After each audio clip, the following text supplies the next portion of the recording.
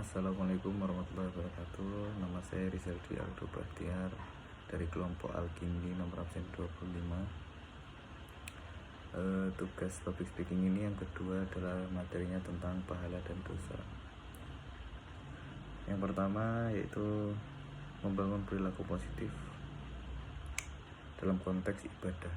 Poin pertama, definisi ibadah.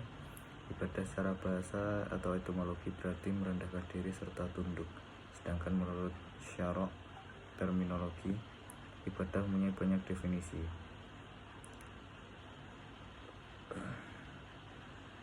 Lalu kita masuk di poin pertama, yaitu ada syarat diterimanya ibadah. Ibadah adalah perkara tauqifiyah, yaitu tidak ada suatu bentuk ibadah yang disyariatkan kecuali berdasarkan Al-Quran dan As-Sunnah. Apa yang tidak disyariatkan merupakan amalan bid'ah yang tertolak, sebagaimana sabda Nabi SAW, barang siapa yang beramal tanpa adanya tuntunan dari kami, maka amalan tersebut tertolak. Hadis riwayat Muslim. Agar dapat diterima, ibadah disyaratkan harus benar, dan ibadah itu tidak bisa dikatakan benar kecuali dengan adanya dua syarat.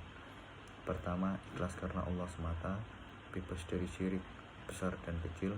Kedua, ittiba, sesuai dengan tuntunan Rasulullah SAW. Syarat yang pertama merupakan konsekuensi dari syahadat la ilaha illallah, sebab ia mengharuskan ikhlas beribadah hanya kepada Allah dan jauh dari syirik kepadanya. Sedangkan syarat kedua adalah konsekuensi dari syahadat Muhammad Rasulullah, karena ia menuntut ketaatan kepada Rasulullah, mengikuti syariatnya, dan meninggalkan amalan bid'ah atau ibadah-ibadah yang diadakan. Kemudian kita masuk kepada poin yang kedua, yaitu pengaruh positif ibadah. Ibadah dalam syariat Islam merupakan tujuan akhir yang dicintai dan diridhoi Allah.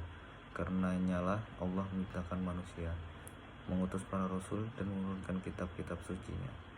Orang yang melaksanakannya dipuji dan yang enggan melaksanakannya dicela. Ibadah di dalam Islam tidak disyariatkan untuk mempersempit atau mempersulit manusia, dan tidak pula untuk menjatuhkan mereka di dalam kesulitan. Akan tetapi ibadah itu disyariatkan untuk berbagai hikmah yang agung, mengandung kemanfaatan besar yang tidak dapat dihitung jumlahnya, dan tentu memiliki dampak positif bagi pelakunya. Di antara manfaat ibadah, bahwa ibadah dapat mensucikan jiwa dan mengangkatnya ke derajat tertinggi menuju kesempurnaan manusiawi. Ibadah juga dapat meringankan seseorang untuk melakukan berbagai kebajikan dan meninggalkan kemungkaran. Ibadah dapat menghibur seseorang ketika dilanda musibah dan meringankan beban penderitaan saat susah dan mengalami rasa sakit. Semua itu ia terima dengan lapang dada dan jiwa yang tenang. Termasuk manfaat ibadah juga bahwa seorang hamba dengan ibadahnya kepada Allah dapat membebaskan dirinya dari belenggu penghambaan kepada makhluk, ketergantungan, harap, dan rasa cemas kepada mereka. Karena itu, ia merasa percaya diri dan berjiwa besar dengan berharap dan takut hanya kepada Allah saja.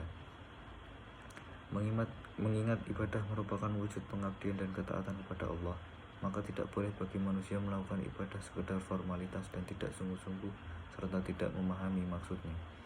Hal ini disebabkan karena ibadah dalam Islam merupakan salah satu media untuk membangun kepribadian manusia menjadi pribadi-pribadi yang berguna.